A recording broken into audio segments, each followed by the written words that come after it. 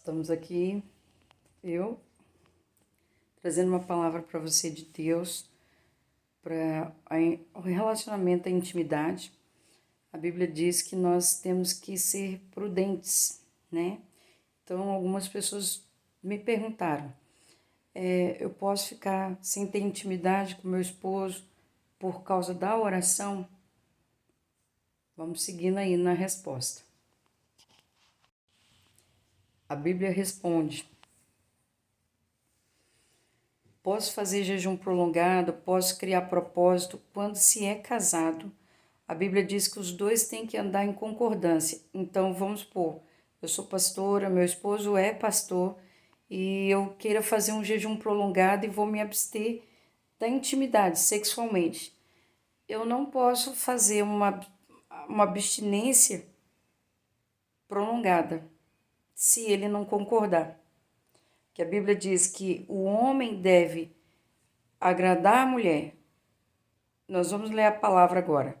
E aí vou fazer um comentário sobre isso. Fazer jejum prolongado, não posso estar fazendo algo para fugir da intimidade ou porque eu tenho um propósito grande e esse propósito grande, independente da situação, tem coisas que é só a pessoa mesmo, ainda assim tem que sentar, conversar e entrar em acordo. Porque se os dois não concordarem, diz lá no capítulo de Pedro, que nós já vamos ler daqui a pouco, que essas orações elas são impedidas. Deus não recebe a sua oração se você estiver andando imprudente nessa área. Então, quando casa, os dois é um só. É uma só carne. Se a pessoa ela não é da igreja, né, que me perguntaram, mas e quando não é da igreja? Quando um dos dois não é da igreja, esse que não vai entender mesmo o propósito. Então, você tem que jejuar, orar dentro de algum tempo, porém, você tem que estar com o coração aberto. Mas lá na palavra diz que não é por obrigação. Tem que ser os dois em concordância. O homem domina o corpo da mulher e a mulher, está escrito na palavra manda, o homem manda no corpo da mulher e a mulher manda no corpo do homem. O que significa isso? Não é por força e nem por violência, mas os dois têm que um se dar para o outro, um agradar o outro. Aí entra o verdadeiro propósito do casamento, é um agradar o outro. Porém, agradar não é só na parte íntima, é em todos os âmbitos possíveis. Tem coisas que só Deus vai poder te agradar. Tem coisas na caráter, na pessoa que é só Deus que vai mudar. Porém, tem que andar em concordância, vivendo uma vida de entrega um para o outro. Ok? Então, assim, vou fazer um jejum prolongado. Deus mandou, cuidado, porque Deus pode não ter mandado nada disso. A partir do momento que interfere na intimidade do casal, então tem que ter um cuidado, porque é onde Satanás pode estar abrindo uma brecha através dessa atitude. Então tem que andar os dois em concordância. Jejum prolongado, abstinência da intimidade, tem que ter um cuidado extremo, não é um pouquinho, é extremo sobre isso. Então, assim, principalmente os que fazem a obra, estão na frente da obra, são os que mais têm que ter zelo com isso daí. Porque a intimidade é algo que traz uma coisa que traz 3 em 1. Mente, o corpo e sentimento. Num só momento. Entendeu? Então, assim, é um santuário. E tem que ter muito zelo para que não seja só da vontade de um e nem só da vontade do outro. Porque isso também pode trazer insatisfação de um dos lados. E aí a pessoa depois pode não estar sentindo prazer ou alguma outra coisa. E aí vai deixando, esfriando.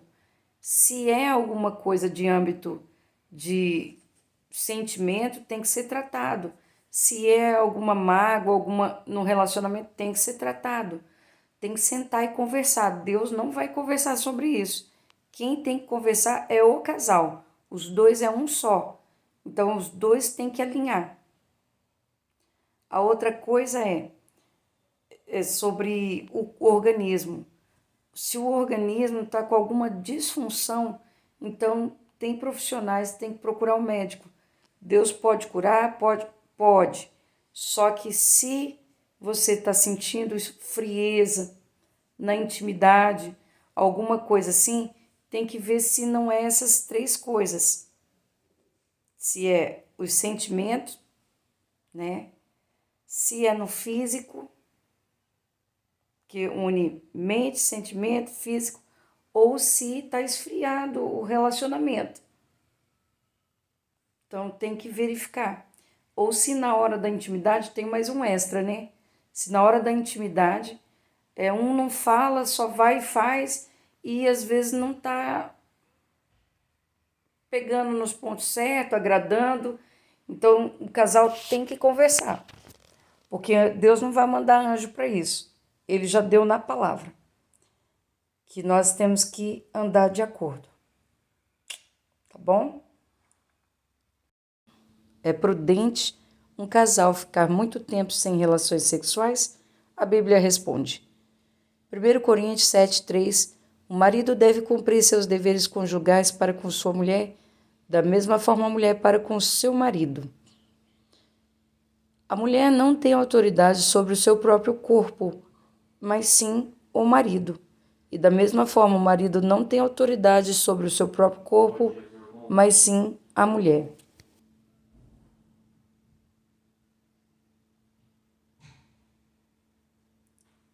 Não se recusem um ao outro, exceto por mútuo consentimento, e durante certo tempo para se dedicar à oração.